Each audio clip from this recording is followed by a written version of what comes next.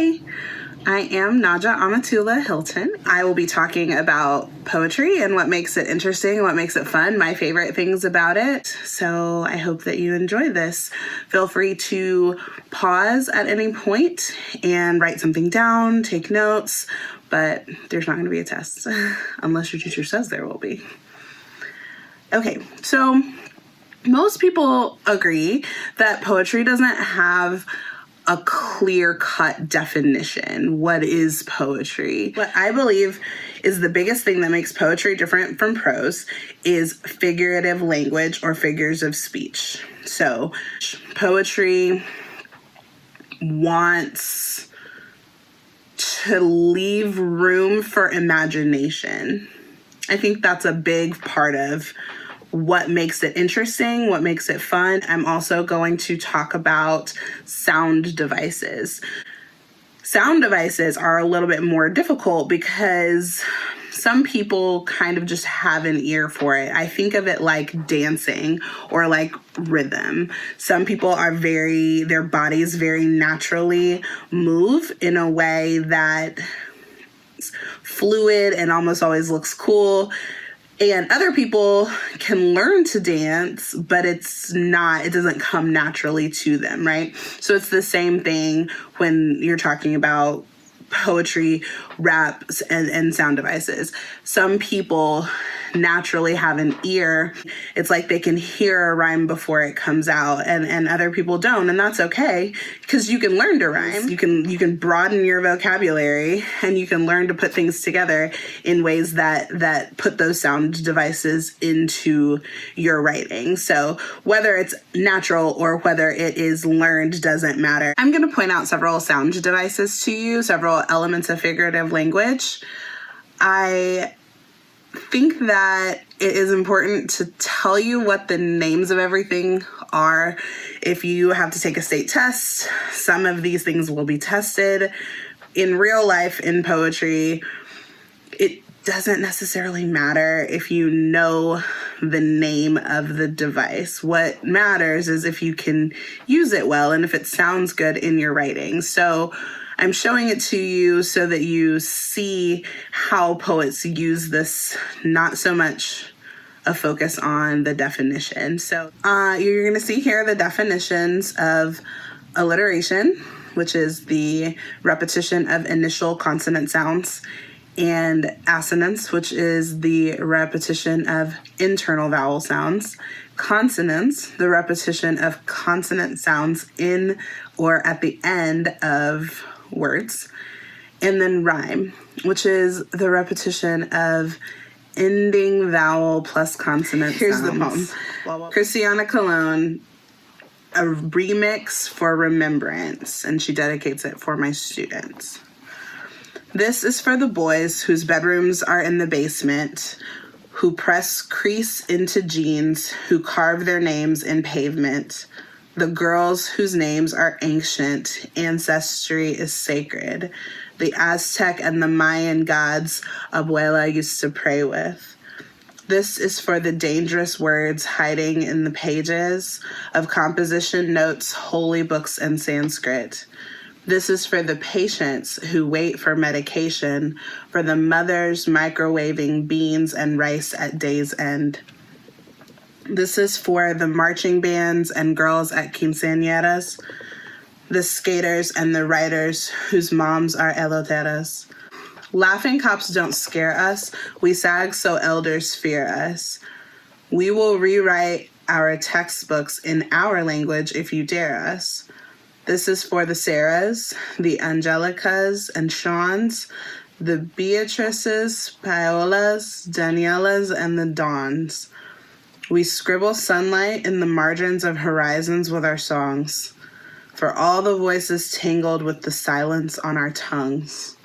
Rivals in the parks, fireworks at dark, tired shirts that sweat your scent on hangers in the closet, for the boys who fix the faucet while their sister fixes coffee, 'cause mama had to leave for work at 6 a.m.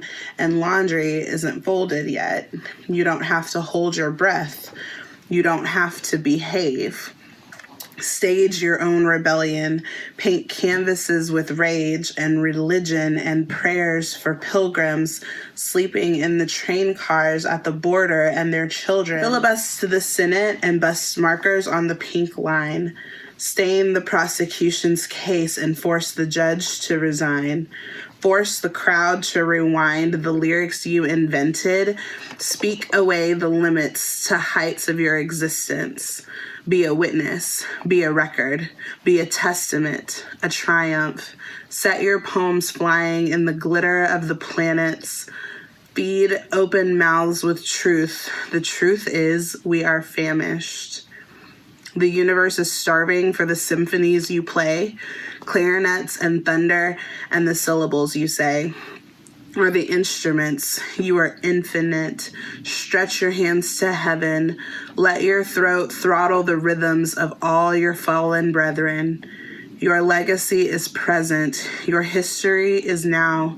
You are the 10th degree of sound. You are the nephews of the sky. You are the bass line and the hi-hat and the snare drum and the cry of red Septembers. You're the architects of winter. You are the builders of the roads that you're told you don't remember. You are the builders of the roads that you're told you don't remember. You are the builders of the roads that you're told you don't remember. Cast poems in the river and tell them you remember. Skate City Hall to splinters and tell them you remember. Send diamonds to your islands and tell them you remember. Find your God inside your mirror and tell her you remember.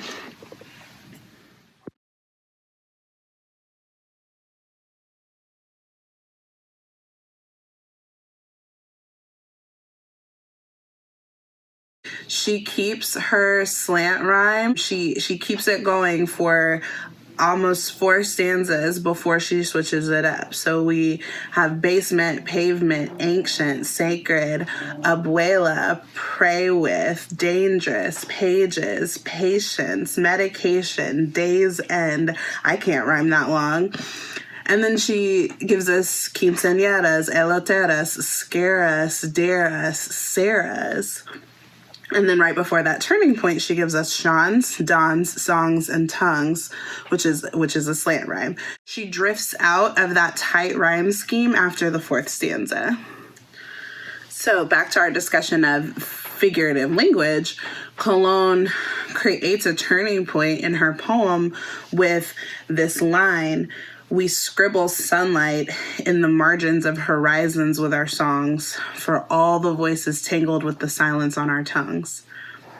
Poets often pair a noun with an impossible verb or direct object, sometimes through personification. And the most effective use of this is to solidify a tone or mood with scribbling sunlight. So that's what I mean by the impossible verb and direct object. We can scribble, but we can't scribble sunlight. Sunlight's not something that we can actually hold in our hands. So when she gives the collective we power to scribble sunlight, what does that do for the poem? We scribble it in the margins of horizons. Okay, so sunlight does usually exist in horizons. That's where it naturally exists, but margins usually exist on paper.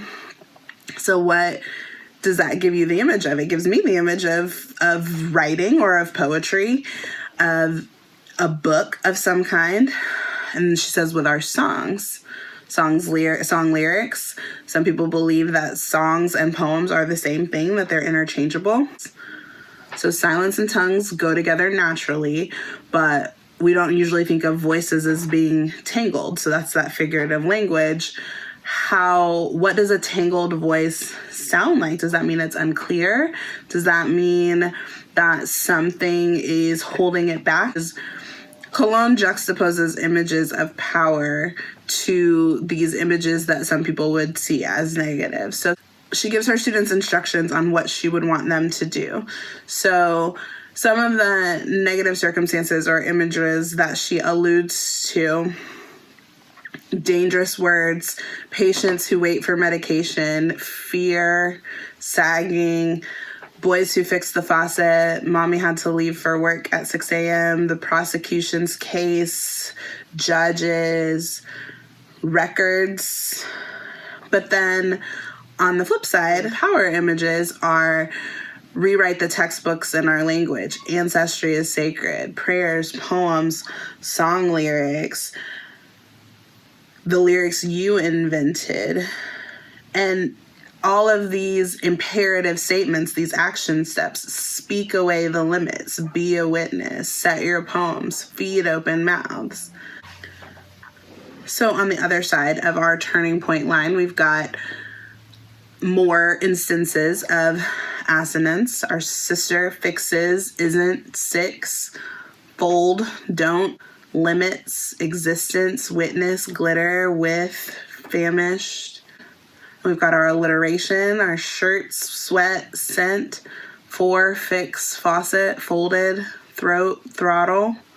We've got our consonants, rhythm, brethren, fallen brethren, present. We've got our internal rhyme, instruments, infinite, rhythms. It seems to me like Cologne is saying that the students' voices, their writing abilities, are the tools that they can use to change the negative circumstances that they might find themselves in.